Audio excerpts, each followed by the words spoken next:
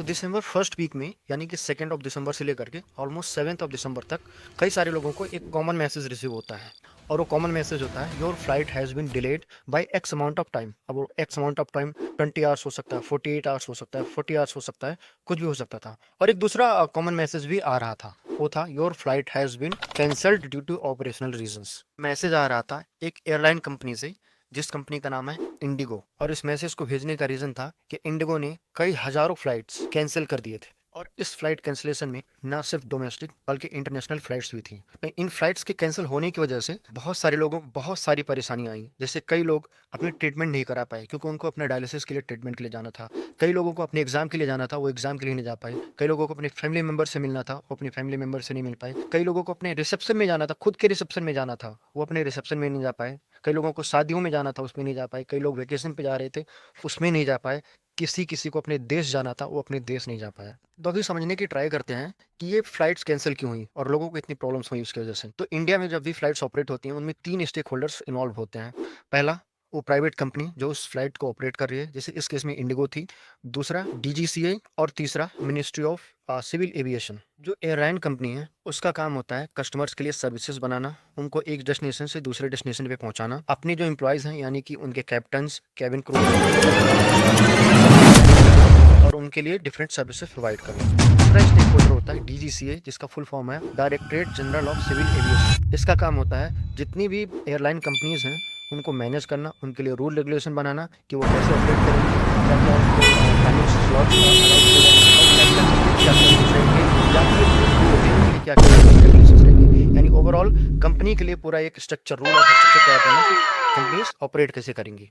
तीसरा stake holder होता है ministry of civil aviation of India. इनका काम होता है रूल्स एंड रेगुलेशंस बनाना, कस्टमर्स एंड कंपनी और कैबिन क्रू और जो कैप्टन होते हैं उन सारे लोगों के कंफर्ट लेवल को ध्यान में रख करके, हेल्थ को ध्यान में रख करके, सारी चीज़ों को ध्यान में रख करके रूल्स एंड रेगुलेशंस बनाने, डीजीसीओ को कुछ इंस्ट्रक्शंस देने की वो रूल्स बनाए, जिसकी वजह से एयरलाइन अच्छे से ऑपरेट कर पाए। तो काफ़ी टाइम से कैप्टन्स और उनके कैप्टन्स के कई कई सारे ग्रुप्स ये डिमांड कर रहे थे कि उनकी हेल्थ का ध्यान रखा जाए, उनके बॉडी में जो फैटिक बढ़ रहा है, उनके जो स्ट्रेस लेवल बढ़ रहा है, उसका ध्यान रख करके उनके फ्लाइंग शेड्यूल बनाया जाए।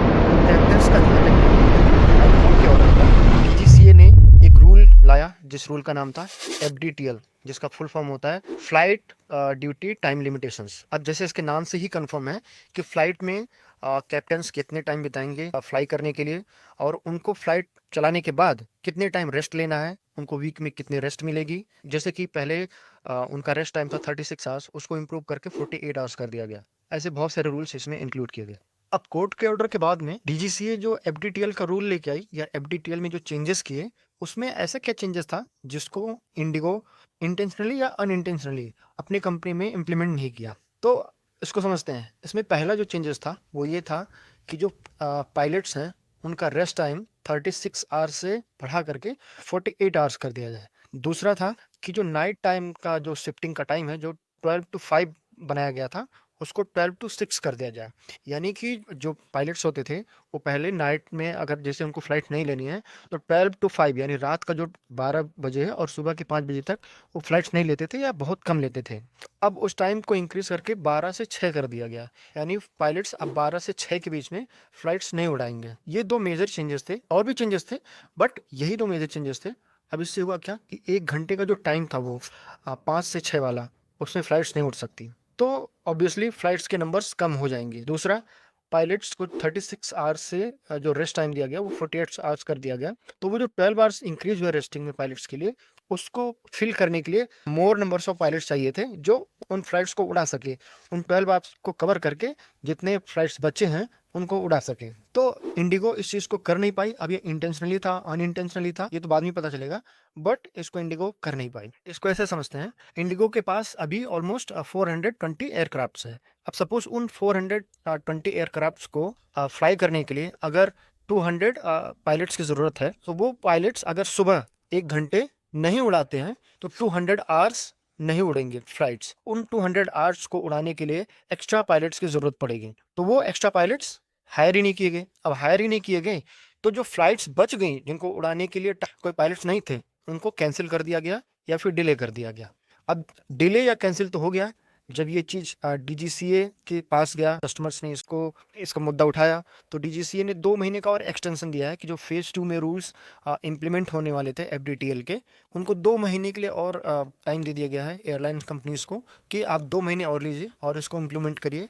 और साथ-साथ इंडिगो पे इन्वेस्टिगेशन का भी गवर्नमेंट ने बोला कि इन्वेस्टिगेशन होगा कि ऐसा क्यों किया गया है। तो इस रूल के अकॉर्डिंग सारे एयरलाइंस को ये सारे रूल्स अपने कंपनी में अप्लाई करने थे।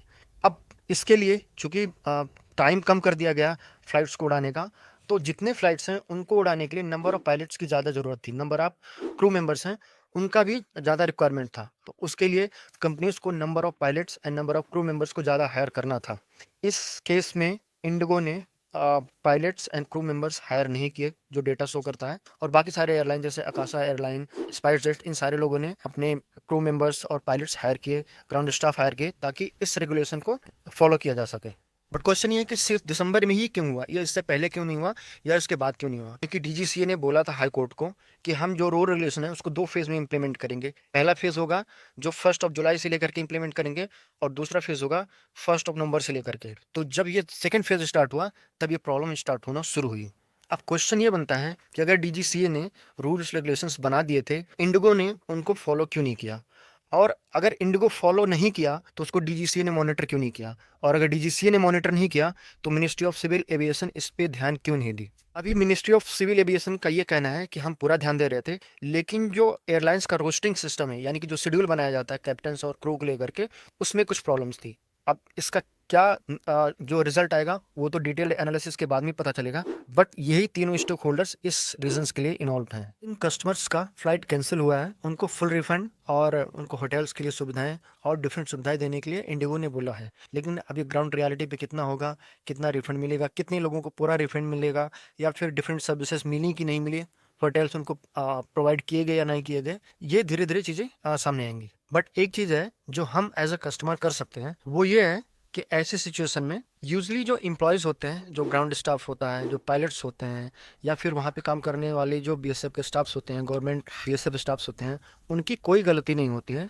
तो कस्टमर्स को, हमारे जैसे कस्टमर्स को ये ध्यान रखना चाहिए कि वहाँ पे ग्राउंड स्टाफ के साथ में या बीएसएफ के साथ में या फिर और भी जितने वहाँ पे एम्प्लॉयज़ हैं, उनके साथ में कुछ भी ऐसा व्यवहार ना करें जिससे उनको कुछ बुरा लगे, क्योंकि उनकी कोई गलती नहीं है। जो भी इसमें डिसीजंस लिए गए होंगे इंडिगो के अपर मैनेजमेंट से ही लिए गए होंगे, या फिर जो भी मिसमैनेजमेंट हुआ होगा इंडिगो के इनसाइड ऑपरेशंस में, वो भी अपर जो लीडर्स हैं उनके डिसीजंस रहे होंगे। इनमें जो ग्राउंड पे जो स्टाफ है उनकी कोई गलती नहीं है, तो उनसे मिसबिहेव करना ये कुछ सेंस नहीं बनता है। अब इस इंसिडेंट के बाद में एक चीज़ और क्लियर हो गया है कि एविएशन इंडस्ट्री वैसे बाहर से देखने में भले ही काफ़ी लाइमलाइट वाली चीज़ लगती हो, बट जो कैप्टन्स हैं, जो कॉकपिट में बैठ करके इतना टाइम दे रहे हैं, उनको फैटिग हो रहा है, स्ट्रेस हो रहा है, उनके लिए लाइफ आसान नहीं है। तो अगर आप as a captain career choose करना चाहते हैं तो इन सब चीज़ों का भी ध्यान रखें कि ये सब चीज़ें भी इस इंडस्ट्री में पॉसिबल हैं। इसके अलावा आपको क्या लगता है कि इसमें जो मिसमैनेजमेंट हुआ है वो इंडिगो का इंटेंशनली बिहेवियर था, या गवर्नमेंट के साइड से कोई प्रॉब्लम हुआ, या फिर डीजीसीए के जो कर्मचारी हैं उनकी वजह से कुछ प्रॉब्लम क्रिएट हुआ है? आप कमेंट करके बता सकते हैं। और इंडिगो के बारे में और कुछ जानना है तो उसके लिए आप कमेंट में बताइए, मैं ट्राई करूँगा कि उसको भी एक्सप्लेन करूँ। Thank you.